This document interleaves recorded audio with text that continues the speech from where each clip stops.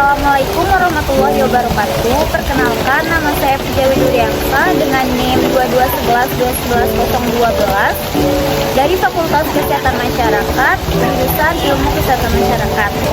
Baiklah, kali ini saya akan mengerjakan tugas ilmu biomedik tentang sistem pernapasan, yaitu pernapasan normal dan pernapasan tidak normal. Baiklah, sebelum itu saya akan menjelaskan apa itu sistem pernapasan. Sistem pernapasan adalah sistem pertukaran gas, yaitu oksigen, yang dibutuhkan tubuh untuk metabolisme sel dan karbon dioksida yang dihasilkan dari metabolisme tersebut yang dikeluarkan dari tubuh melalui paru-paru. Dari penjelasan saya tadi, timbullah pertanyaan, apa sih yang dimaksud dengan pernapasan normal dan pernapasan tidak normal? Untuk menjawab pertanyaan itu, saya akan mengajak rekan saya untuk membahasnya. Baiklah, perkenalkan, nama rekan saya Bayhaki Agustino, disini panggil Bayhaki. Dari penjelasan aku tadi, kamu udah tahu belum apa maksud dari pernapasan normal dan tidak normal? Aku masih bingung dah sama pernapasan normal dan tidak normal. Apa sih maksudnya? Kamu bisa bantu jelasin nggak? Oke, aku akan jelasin ya apa maksud dari pernapasan normal dan tidak normal itu. Tadi kan kita udah tahu apa itu sistem pernapasan. Nah, sekarang pernapasan normal.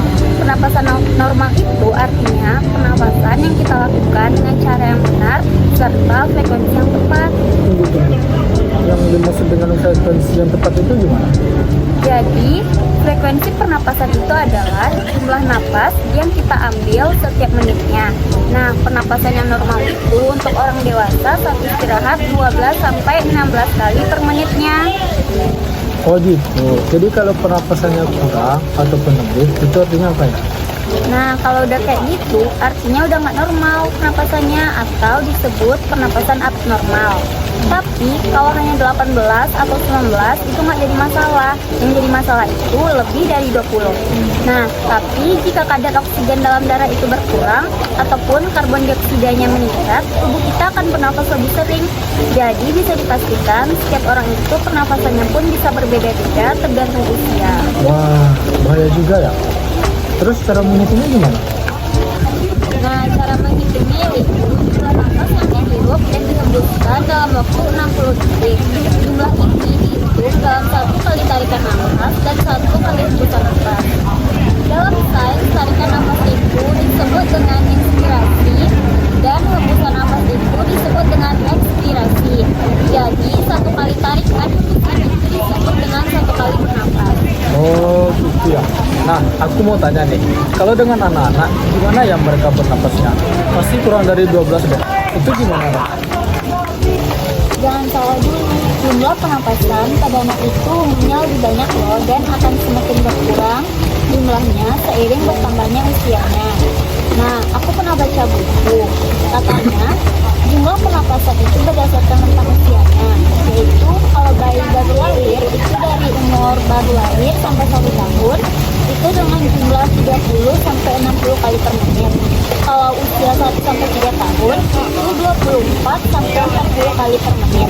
Kalau usia 3 sampai 6 tahun itu 22 sampai 34 kali per menit.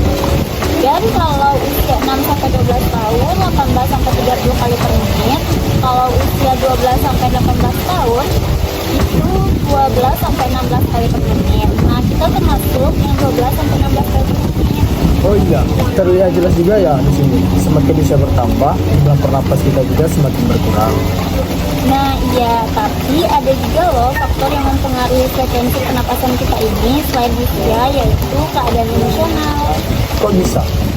Bisa, misalnya keadaan kita lagi cemas atau takut nih, pasti kita bernafas lebih cepat kan, atau sebaliknya. Misal kita lagi istirahat atau nyantai, pasti kita bernafas lebih lambat. Nah, itu bukti kalau pernapasan ini dipengaruhi oleh keadaan emosional kita. Oh begitu ya, makasih ya penjelasannya. Iya, sama-sama. Nah, gimana nih teman-teman semua? Udah tahu belum pernapasan normal? Pasti udah kan? Nah, sekarang aku mau bahas lagi nih pernapasan yang tidak normal itu gimana. Simak ya. Nah, kali ini aku mau bahas tentang tersedak. Sebelumnya aku mau tanya, kamu pasti pernah tersedak kan ketika makan? Iya, pernah. Nah, kamu kamu tahu nggak apa yang membuat kita tuh tersedak kalau sedang makan? Setahu aku karena bicara ketika makan, Mbak.